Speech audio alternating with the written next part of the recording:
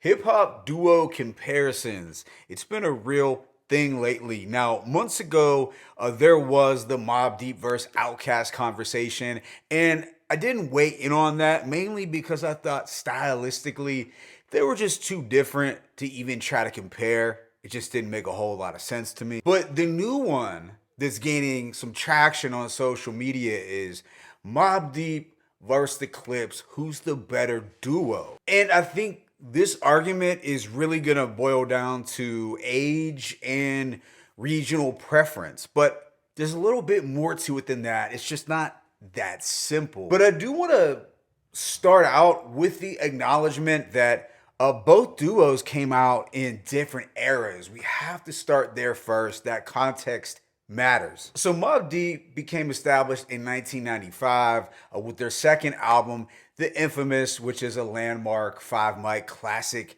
album. The Clipse, on the other hand, did not step on the scene until 2002, so that's quite the gap. You have to envision for a moment the average hip hop head going into the 2000s already knowing that Mobb Deep has two classic albums under their belt, and that set a crazy standard for duos in the 90s. Now, you could say Murder Music was a 4.5 mic album. To some individuals, it may be a classic, but if we're being objective here, it's more like a 4.5 mic album. So going into 2002, we already know that Mobb Deep is a part of New York rap royalty. Now, when the Clipse released Lord Willing, it was unique. It was mind-blowing to a lot of us, but you had to have an open mind to wrap your listening ear around their new sound. And that's not said to diminish the brilliance of that album, because I really dug Lord Willing. It's just that we had to make room for newcomers. So I would venture to guess that younger listeners under the age of 40 might possibly gravitate more towards the Clipse than Mobb Deep, just because they might not have been tapped in to New York hip hop then, and the Clipse could have served as their introduction to hip hop. Also, let's be real, the Clipse instantly received more commercial success than Mobb Deep. I mean, they were more well known to the casual listener. So now let's get into regional preferences. Clearly, Mobb Deep makes music that embodies the grittiness of the streets of New York. The Clipse, on the other hand, they have a little bit of regional flexibility. They sound somewhat southern, but not definitively. They could fit in New York, they could fit in Virginia, they could fit in Alabama. You get my point. Therefore, to some, Mobb Deep might feel too New York if you're not a fan of New York hip hop, and that may be the reason you feel Clipse is the better group. But I do know people in regions outside of New York that would still have Mobb Deep as the better duo. It's just something to consider. Now, let's talk about the album runs from both, because both duos have a very strong 3-album run. The Infamous, Hell on Earth, and Murder Music. It's really hard to compete with those. It really is. But Lord Willing, Hell Hath No Fury, Until the Casket Drops are also stellar. Now, out of the 3 for each, Mobb Deep has two legitimate classics in the form of their first 2. Whereas Hell Hath No Fury is really the one true classic for the Clipse. So therefore, I'm going to give the edge to Mobb Deep, as good as those other Clipse albums are, and I also have to acknowledge they had a strong mixtape run. Now, let's talk about the producers for each. Havoc versus Pharrell, or should I say Havoc versus the Neptunes, because Pharrell got a little help, right? So you can't really compare the two production-wise, stylistically that is. Of course, there's minimalism that both experimented with, Pharrell more so. But again, Havoc still showed some range over time, but of course it was on the grittier, more traditional side, even some of his more commercial stuff. Now, if you happen to be a big range argument guy, then you're likely gonna go with Pharrell. But if we are staying within the confines of hip hop and we're talking about beats on their own without any rapping, I still maintain that Havoc's beats are more iconic.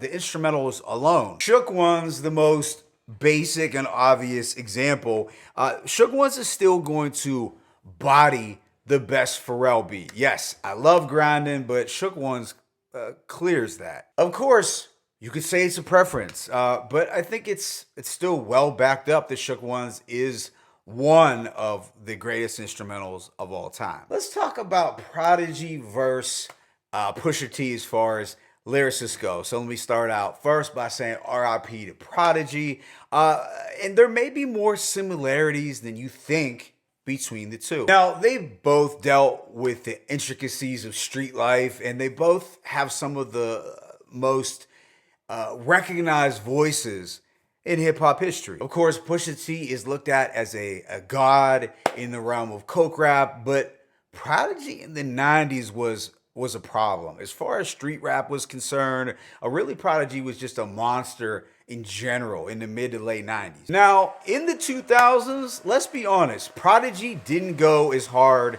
lyrically. He didn't have quite the quotables he did in the 90s. But Prodigy in the 90s, he influenced a lot of rappers, including Pusha T himself and even Kendrick Lamar. It's well documented. So Prodigy really set the tone and put out the blueprint for many who would drop albums in the 2000s and even into the 2010s. Prodigy also has more memorable opening lines than Pusha, some of the most notable in the game. But also, to be fair, Pusha might have been more consistent over time than Prodigy as a lyricist. And I'm saying this because some of Prodigy's post-2000 bars just weren't quite as strong as Pusha's recent stuff. You could also attempt to compare H&IC with Daytona, and it might come down to your preference or your age bracket, but we have to acknowledge that Daytona is recognized as a modern day classic. Now,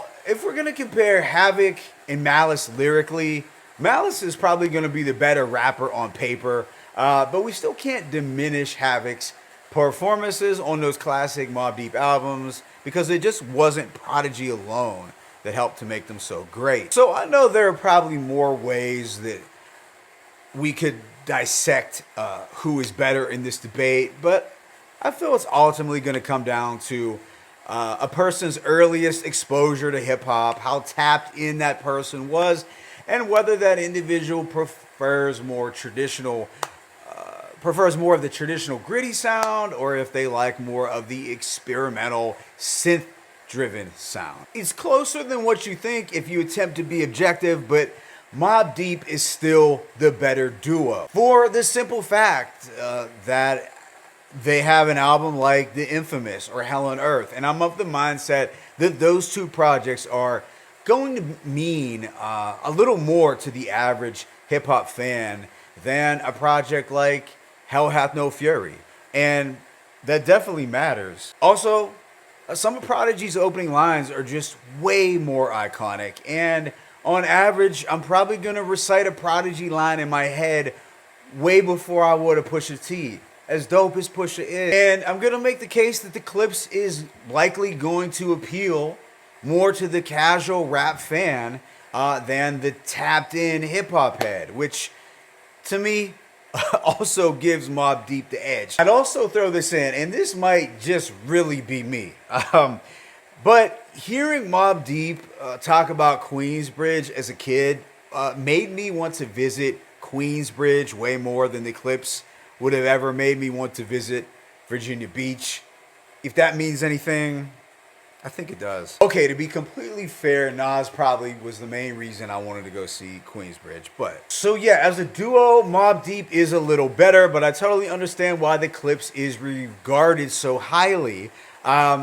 It's just, to me, with my taste personally, if we're talking about Southern duos, I'm gonna name Outkast, 8Ball and MJG, and UGK before the Clipse. That being said, I am looking forward to this new Clipse album, and I hope that it lives up to the hype. Let me know your thoughts in the comment section. It's your boy Mixtape Mob. I'm signing out. As always, it's peace and blessings.